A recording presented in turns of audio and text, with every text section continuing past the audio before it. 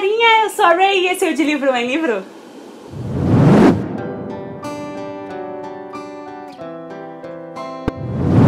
E bem-vindos a mais um resenha vlog aqui do De Livro em Livro. Se você não sabe o que é um resenha vlog, eu vou explicar rapidinho pra você, porque essa é a segunda vez que esse quadro está sendo lançado aqui no canal. O resenha vlog nada mais é do que um vídeo dividido em duas partes. A primeira parte é uma resenha breve e uma explicação geral de como é o livro, da sinopse dele, do que eu senti de uma forma geral, sem spoilers. Então ele é aberto a todo mundo que quer saber um pouco mais sobre o livro e saber um pouco sobre como eu me senti em relação a ele. A segunda parte do vídeo é um vlog. Eu vou vlogando essa experiência, conforme eu vou lendo, eu vou vlogando tudo, cada pensamento, cada hora que eu paro e acho uma coisa, eu tô refletindo sobre algo que acabou de ser dito. Então a segunda parte é a minha reação real, tipo, no momento que eu acabei de ler, eu pego o celular, eu pego a câmera e gravo. Então dá uma visão mais completa de como foi a experiência ao ler esse livro. Porém, a segunda parte do vídeo ela fica reservada mais para as pessoas que já leram o livro ou então que não se importam nem um pouco de pegar spoiler, porque como eu vou comentando as minhas reações no momento, tem spoiler do livro. Eu vou deixar passando aqui nos cards o primeiro resenha vlog que eu fiz, que foi do livro Uma Curva no Tempo, da Dani Atkins. E hoje o resenha vlog é de O Ódio que Você Semeia, da Ing Thomas, que foi um dos meus livros favoritos do mês e com certeza vai ser um dos meus favoritos do ano. Então a partir disso vocês já sabem que eu gostei pra caramba do livro, né? Aqui a gente segue a história da Star. Ela é uma jovem negra de periferia com um pai que é ex-condenado. E também com uma família que é só amor. Quer dizer, a família dela ali, né? Quem mora com ela na casa dela. Mas ao contrário dos outros jovens do bairro dela, ela não frequenta a escola do bairro.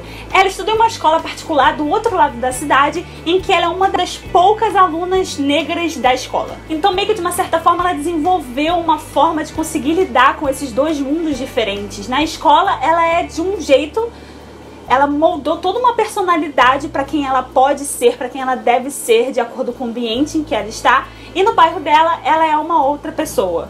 Quando ela tá com os amigos do bairro dela, ela é de uma outra maneira. Porque ela meio que se vê dividida nesses dois mundos. Quem ela é no bairro dela não pode ser a mesma pessoa de quem ela é na escola. Não é visto com bons olhos naquele meio ambiente. E quem ela é na escola, se ela for desse jeito no bairro dela, com os amigos dela, ela também não vai ser aceita. Então meio que no fundo ela não sabe quem ela é, quem ela deveria ser. E o fato disso estar tão presente na vida dela me bateu fundo, porque isso só acontece porque as pessoas estão acostumadas a definir padrões, a julgar as outras, julgar qualquer um que não esteja no molde dos opressores. E isso é muito real. Então numa noite ela resolve finalmente ir a uma festa no bairro dela, que ela geralmente não vai, porque ela sabe que é perigoso, porque sempre acaba tendo tiroteio em algum momento, mas dessa vez a amiga dela meio que convence ela a ir. Chegando lá, ela encontra um amigo de infância que ela não vê há muitos anos, mas que ela era muito amiga mesmo quando era criança. Eles cresceram juntos e em algum momento da vida os caminhos deles acabaram se separando, mas ela tem um carinho muito grande por ele. Eles conversam, colocam um papo em dia e aí de repente estoura uma confusão no meio da festa, como ela imaginou que fosse acontecer. Isso ela já se separou da amiga dela e tá só com esse amigo de infância que ela reencontrou. Naquele momento da confusão, ele tenta ajudar ela, segura ela e tira ela da festa. Os dois entram no carro e começam a sair quando eles começam a ouvir o barulho de sirenes se aproximando do local da festa. Ele tá dando uma carona pra ela pra casa porque ele jamais vai deixar ela sozinha andando à noite no meio da rua. Um pouco mais à frente, o carro deles é parado por uma viatura da polícia e um policial sai do carro e aborda os dois. A Star tá gelada ali porque ela foi ensinada a respeitar o policial à beira do medo, sabe? À beira de temer a polícia. Tudo por causa da realidade em que os jovens negros vivem. O policial pede os documentos do amigo dela e ele tá extremamente irritado porque não tinha motivo nenhum aparente para ele ter parado o carro deles, a não ser o fato de dois negros estarem sentados ali na frente. E o policial vai incisivamente, pede os documentos, manda ele sair do carro e trata ele com uma certa brutalidade ali. E ele tá extremamente irritado com isso porque ele acha que ele não merece ser tratado daquela forma, com certeza. E aí ele pede pro amigo dela ficar do lado de fora do carro e a Star tá ali parada com as mãos visíveis, morrendo de medo. E ele vai conferir os documentos do menino na viatura. Só que nesse momento o amigo dela tá preocupado com a Star porque ela tava muito nervosa. Então ele se abaixa pra perguntar se ela tá tudo bem. E no meio da frase ele toma um tiro. E aí depois ele toma outro tiro. E aí depois ele toma outro tiro. O policial alega que ele interpretou como se ele estivesse à procura de uma arma pra poder revidar ou então fugir ou qualquer outra coisa. E a Star presencia o amigo dela de infância morrer à frente dela. Ela vai correndo desesperada até o corpo dele enquanto ele sangra bem nos braços dela, no meio da rua.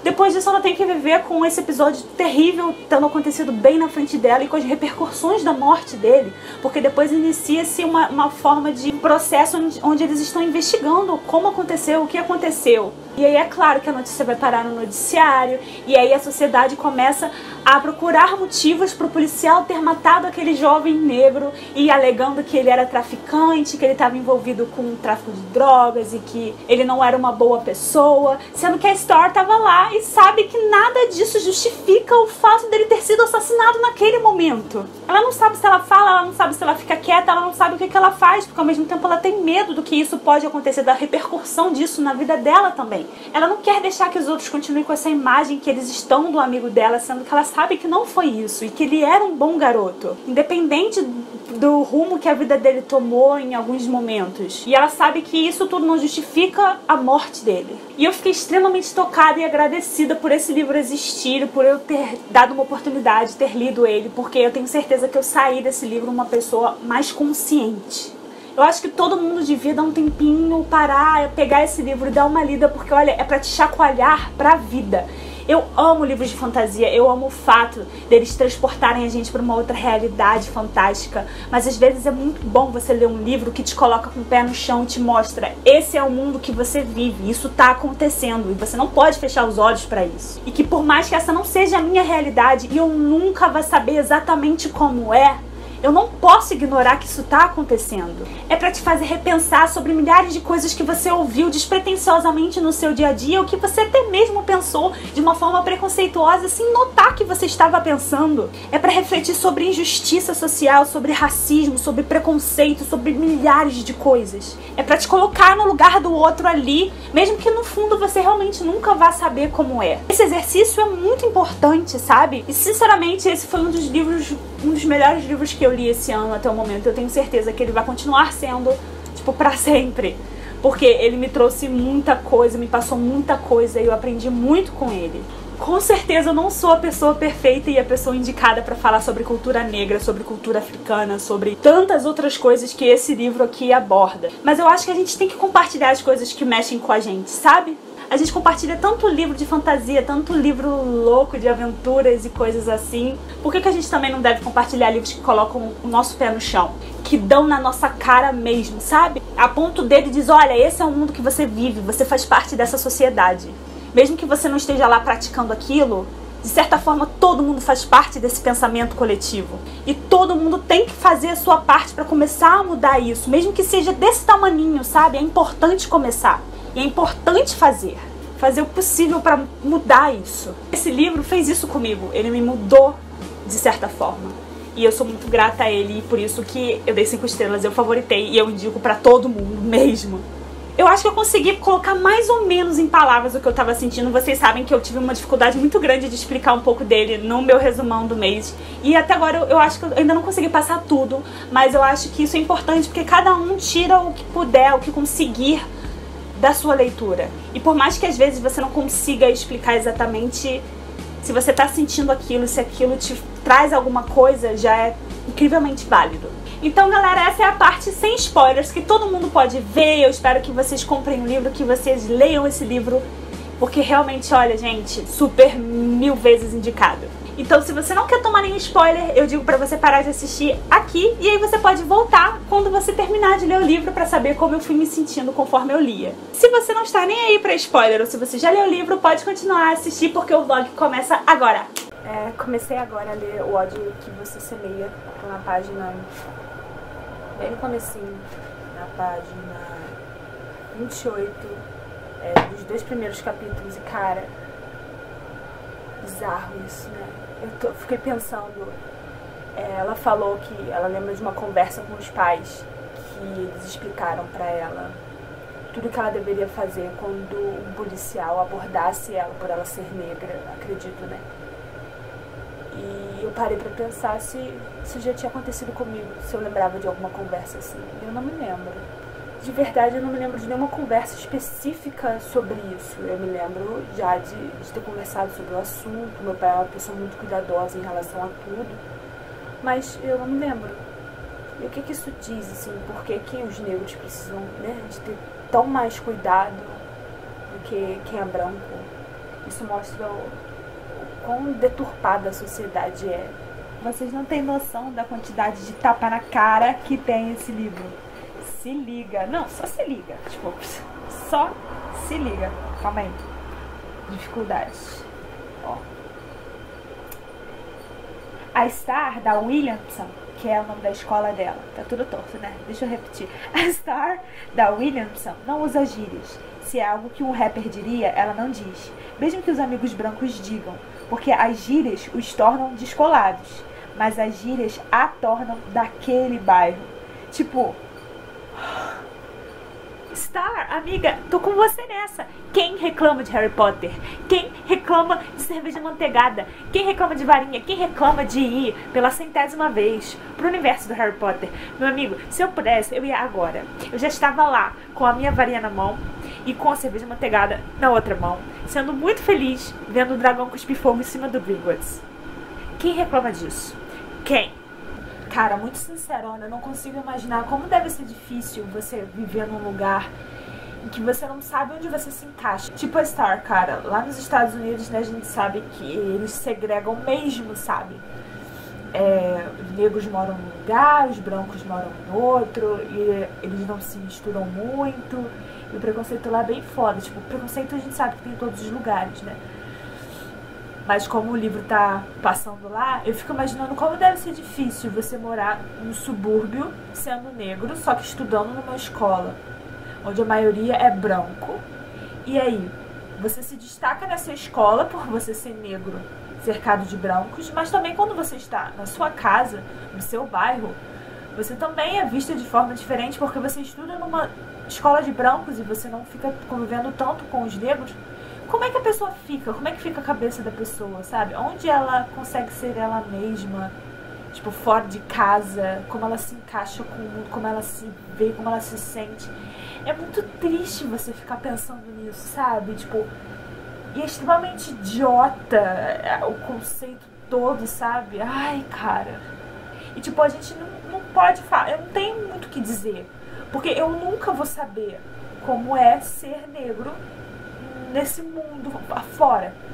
Nunca vou saber. Por mais que a gente tenha empatia, que a gente saiba que, sei lá, como as coisas são, entendeu? Por mais que pra você sinta que não faz diferença nenhuma, a gente sabe que não é assim, que a gente não tem como realmente julgar como é estar na pele de uma pessoa que passa por essas coisas. Por mais empatia que você sinta, você nunca vai saber.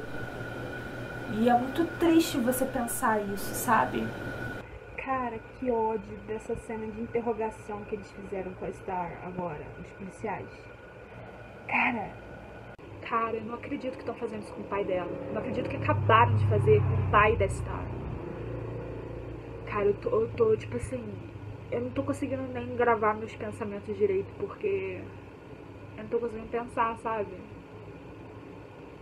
Realmente, às vezes, a gente meio que se esquece, tipo, a gente já vai julgando as pessoas pelo tipo de vida que elas levam, mas a gente não leva em consideração o que fez com que elas entrassem nesse estilo de vida, sabe? A gente não leva em consideração muita coisa, porque a gente não consegue, por mais empatia que a gente tenha, se colocar realmente no lugar da pessoa. Você pode supor o quanto você quiser, de que você tomaria decisões diferentes, de que você faria coisas diferentes, mas você realmente nunca vai saber, entendeu? Então, é chocante realmente isso. Eu acabei de ler a conversa que ela tá tendo com o Devante sobre o Khalil e sobre o fato dele ser traficante e tal. E até mesmo ela parou e, tipo, se eu tivesse na situação dele, será que eu realmente faria uma escolha melhor? Será que isso também não faz de mim uma bandida? Todos nós temos o potencial para fazer coisas ruins e para sermos ruins, entendeu? São as situações e as decisões que a gente toma a partir delas que fazem essa escolha, sabe? Então a gente já não pode sair pressupondo várias coisas se a gente realmente não tá passando por isso, se a gente não se viu encurralado, sabe? E é legal o livro fazer a gente pensar sobre isso, sabe? Colocar as coisas em perspectiva. Então, eu tô na página 240 e eu reparei numa parada, tipo, a Star, toda hora ela reclama que as pessoas chamam ela de corajosa. E ela diz que tá todo mundo entendendo errado, que ela não é corajosa. O tempo todo ela repete isso pra ela mesma, porque ela tá nervosa, porque ela tá insegura, porque ela tá com medo, a perna dela tá tremendo. Essas coisas, né? Aquele nervosismo que ela tá sentindo por falar sobre o que aconteceu na televisão e pras outras pessoas, dar voz ao que realmente aconteceu com o Khalil. Mas ela tá entendendo tudo errado, porque pessoas corajosas também sentem medo. Coragem não é a ausência do medo. Coragem é você fazer alguma coisa apesar do seu medo. Então ela tá reclamando que as pessoas estão chamando ela de corajosa e que ela não é, mas na verdade ela é sim. Porque apesar do medo de acontecer alguma coisa, o medo das pessoas irem atrás da família dela, ou de nada funcionar, nada dar certo, as pessoas crucificarem ela está fazendo alguma coisa. Isso é coragem, por mais que ela esteja nervosa, com medo do futuro, da imprevisibilidade. O que torna ela corajosa é que apesar disso tudo ela está fazendo alguma coisa.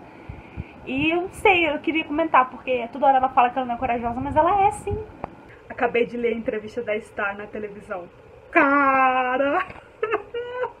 Aquele momento que a mãe da Star diz exatamente o que eu disse sobre medo e sobre coragem.